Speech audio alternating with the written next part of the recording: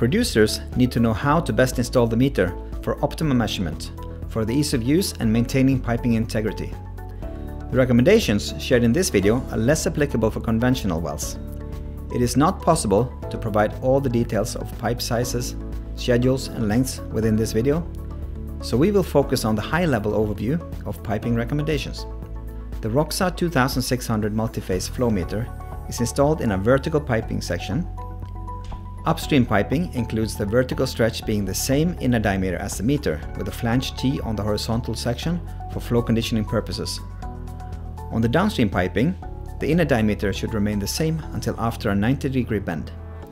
This will allow the flow to continue uninterrupted throughout the vertical section where the meter is installed.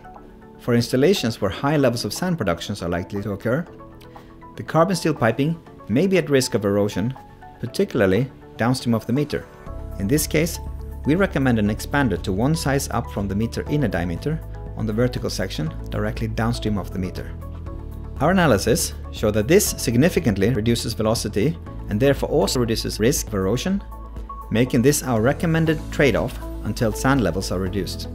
We typically also provide advice on bypass arrangements, access, vent and drain valves, a sampling point, as well as ideal flange connection locations for ease of access or modification, because the flow profile changes over the lifetime of the well.